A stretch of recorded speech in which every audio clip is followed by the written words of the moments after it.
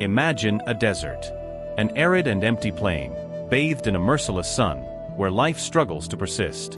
Now imagine that, in this same desert, there is a canvas.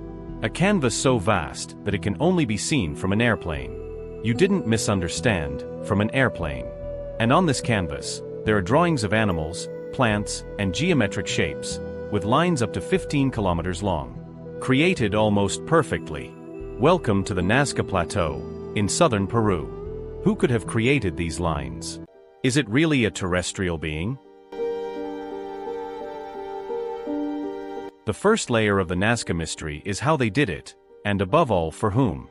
The method of creation is surprisingly simple, and this is the first clue to understanding the genius of this civilization. The Nazca Desert is not soft sand, but rather a layer of dark stones, rich in iron oxide. Below this surface layer, the soil is a light yellow hue. The Nazca, more than 2,000 years ago, simply removed the dark stones, exposing the light soil underneath, and piled the stones at the edges. They didn't need deep excavations. Furrows about 30 centimeters deep were enough. The genius was not in the complexity of the tool, but in the precision of the scale. The mystery of creation, however, leads us to the mystery of purpose. Most of the geoglyphs, especially the animal figures, can only be clearly recognized from high altitudes. And that is the great question that archaeology is trying to answer. The big question: were the Nazca lines gigantic diagrams used in religious rituals, where participants walked along the lines, as if walking on a sacred map, to communicate with deities? This theory gains strength because many drawings are made with a single continuous line, suggesting a ceremonial path. The astronomical hypothesis, or perhaps they were a gigantic calendar, where the lines and figures aligned with celestial events, such as solstices and equinoxes, helping the population predict the seasons and, crucially, the rare periods of rain. Were they the first high-precision astronomers in South America? The truth is that science doesn't have a single answer. The Nazca lines are like a complex enigma that doesn't have a single key to understanding. It's very likely that they served multiple purposes: ritual, sociological, and even a bit of astronomy. What remains is the genius of a culture that managed to create art for an audience that, at the time, could only be celestial or imaginary. The fact that the Nazca lines have survived for so long is a miracle of geology and climate, and it is the second hook that reveals the irony of the desert.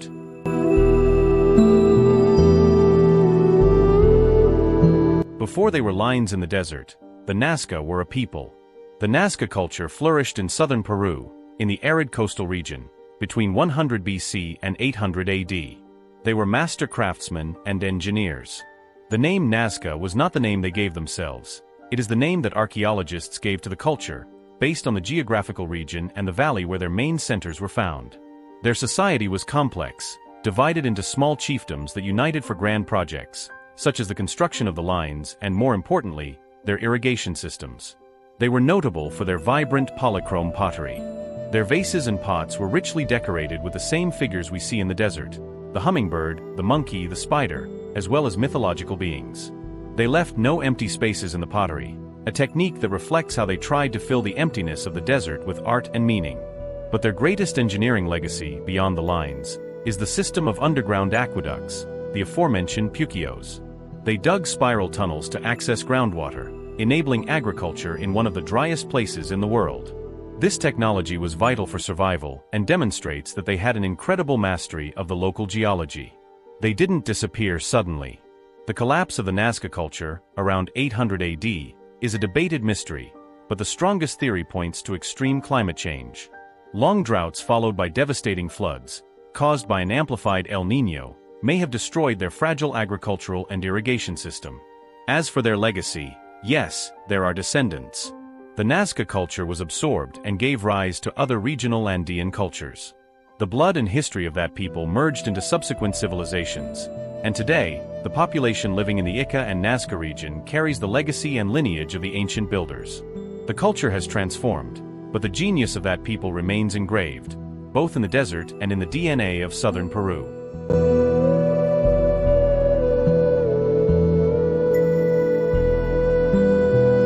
Generally, in the desert, what destroys the markings is the action of wind and rain. But in Nazca, the climate is perfect for preservation. The region has an extremely dry climate, with almost no rainfall. The wind trick, In addition to the dryness, the temperature on the surface of the soil is very high, which creates a kind of cushion of hot air over the surface. This cushion deflects the strongest wind upwards, protecting the soil and preventing the wind from sweeping the lines and stones away. It's as if the desert had a natural varnish. But the fragility and necessity of this civilization lead us to the most practical and surprising theory about the function of the lines: the search for water. The Nazca culture flourished in one of the driest regions in the world. Survival depended on water that flowed down from the Andes Mountains and ran through underground channels. Some researchers, such as geographer David Johnson, argue that many of the oldest geometric lines and spirals were not calendars, but rather maps or indicators of water flow. They point to the complex system of puquios, underground wells and channels, that the Nazca people built. The third linguistic hook is this: the lines were used as visual guides to indicate where groundwater was most abundant or where the wells were located. In a desert where water is the most precious commodity, the creation of gigantic figures may have been a way to demarcate, from a high point, the location of vital resources. It is one of the most ingenious theories. The gigantic artwork would, in fact, be a large-scale survival map.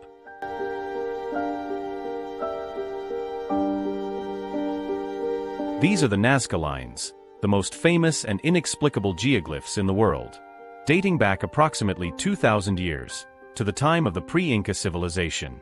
But here lies the mystery. Why create works of art that can only be seen from the sky, when humanity was centuries away from inventing the airplane? What was the obsession of this culture to draw a 45-meter spider or a 90-meter hummingbird on the ground? And perhaps most impressively, how did these fine lines survive for millennia on a planet where erosion erases even mountains? The Nazca lines are an enigma etched into the ground. They force us to question the purpose of art, ancestral intelligence, and humanity's own connection to the cosmos. Were these drawings speaking to the gods, marking a stellar calendar, or were they simply a complex map to find something much simpler and more crucial: water? Historians say that it was the Nazca people who dominated that region. In the next few minutes, we'll investigate what science has already discovered and what theories still debate about the legacy of this vanished culture. This is the story of a creative genius etched in the sand and preserved by the desert's most ironic secret.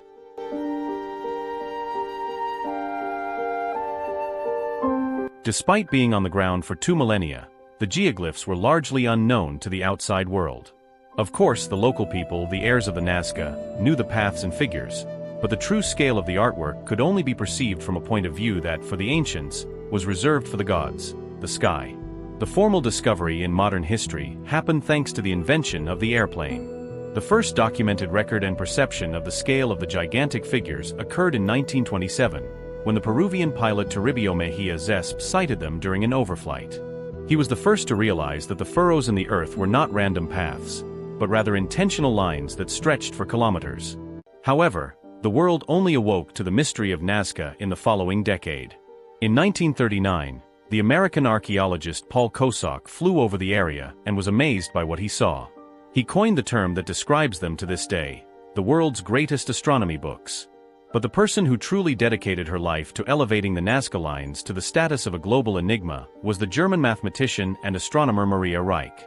She arrived in Peru in the 1930s and from 1946 onwards, spent more than 50 years living alone in the desert, measuring, cleaning, and protecting the lines. Reich, with her broom in hand and her rulers, not only mapped hundreds of figures but was also the main proponent of the theory that the lines were a gigantic astronomical observatory. She realized that the best time to see the parade of Nazca figures was, ironically, early in the morning or late in the afternoon, when the sunlight creates shadows that give depth to the lines, highlighting the figures that time has preserved.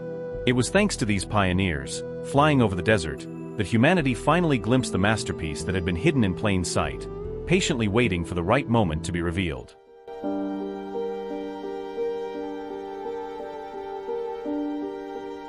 The Nazca lines are, ironically, the most fragile and enduring thing in the desert.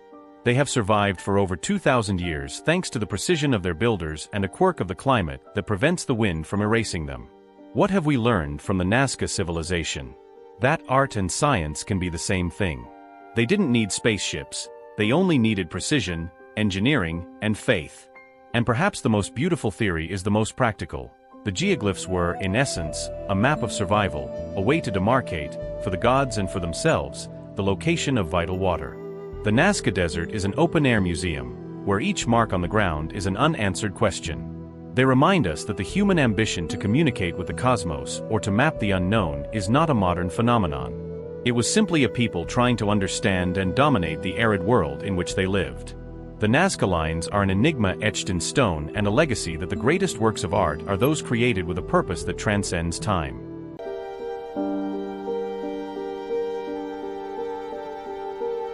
And so we come to the end of another adventure. What an incredible place we visited today, wasn't it?